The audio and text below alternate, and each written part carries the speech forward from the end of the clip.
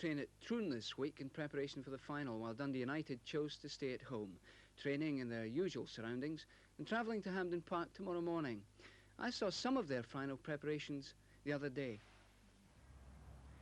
With 2 successive League Cup wins behind them, the Tannadice men are looking ahead to another big occasion and to winning the Scottish Cup for the first time.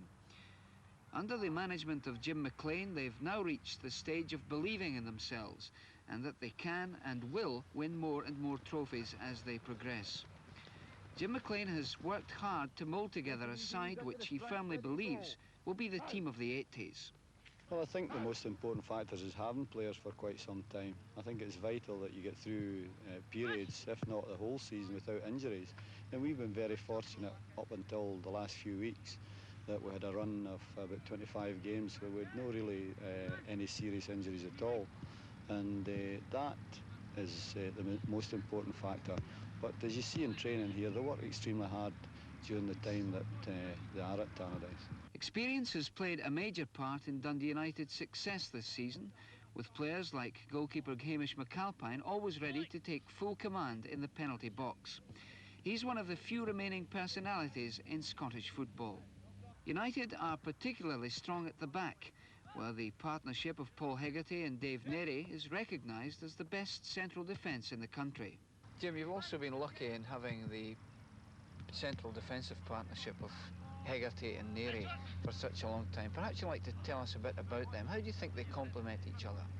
Well, most certainly in the beginning was a lot of luck involved. David Neary was signed through just a conversation with one of the elder players at Tannadice when I just became manager, and I hadn't even seen him play, and it most certainly was luck that he's here today. I think even in Hegarty's time here, he was actually bought to take over for Andy Gray, so it shows how much I know about the game.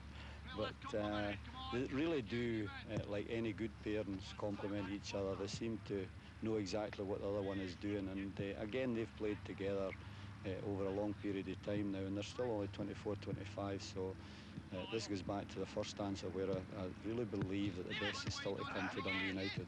Hegarty joined United as a striker, but his manager converted him into the smooth-style defender he is today, a player who never panics and whose career in the international side was interrupted only through injury 2 years ago. Paul Hegarty, of course, as you say, was signed as a striker. How difficult was it to convert him to a central defender?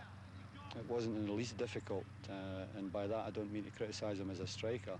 I think that he is a very intelligent player. He knows when to pick up people, he knows when they're taking him into a hole that he doesn't want to go, and his reading of the game is tremendous, and I think that he just fell into the position as a complete natural. I don't think in the time I've been at Tannadice that I've needed to spend much time with Hegarty and Neary. Most of the time spent with other players of a lesser category. Neary is a casual player, named again this week in Jock Stein's international squad, and who looks likely to turn out at some time for Scotland in the home internationals. He's often criticised for being too casual, but he's a cultured player who's had an excellent season. Dave Neary has often been criticised as being a wee bit lackadaisical and a bit too casual at the back. Would you agree with that criticism? I think you've been speaking to my wife before this interview, but most certainly I'm one of the ones that do criticise David Neary for, especially early in his career, being a wee bit easy-ozy, but in recent games, David Neary has been by far the best player in Scotland. His attitude, I think, really is just maturing a wee bit, and I hope that it's the same on Saturday. Paul Sturrock has had his best season, scoring 23 goals and winning a place in the Scotland squad for the home international series. A frail-looking player, his brain is razor-sharp and he can prove deadly within a 20-yard range of goal. Of course, it's been a great boost this week to the club and to Paul Sturrock by the fact that he's been chosen for the home internationals. He's a player who's come on a great deal in the last couple of years, Jim, isn't he? Yes, again, I think maturing. He, to me, should have matured a wee while earlier, but this season, the goals that he scored, I think, has been a big boost to his own confidence, and he's still doing the very intelligent running that he does do, and he's been doing that for years, but to be honest, previous years he wasn't scoring enough goals, but this season with 23, even I'm going to give a smile on Saturday night, I hope. What do you think's made this a better season for you than any other so far? Several things, I think. The boss at the end of last season come to me and said I would have to try and change my game slightly, put a bit more variety into it.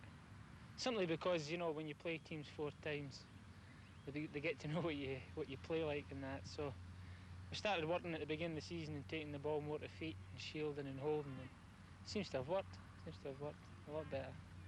Looking out to the Cup final, have you any apprehensions at all about meeting Rangers in such a big event? No, it's a one-off game. It doesn't matter who you meet. If it was Arbroath, Brechin, it'd still be a really hard game. You know, it's just a one-off game, and I just hope the best team wins. How about particular Rangers players? Are there any that you're apprehensive about? As I say, it's just one game. You know, they're all really good players, or they wouldn't be in the position they are. And probably, I don't know if he'll play. Davy Cooper, I rate really highly, a really good player. I don't know if he'll play in the final or not, because I think he's been injured or something, but he is a really exciting player to watch.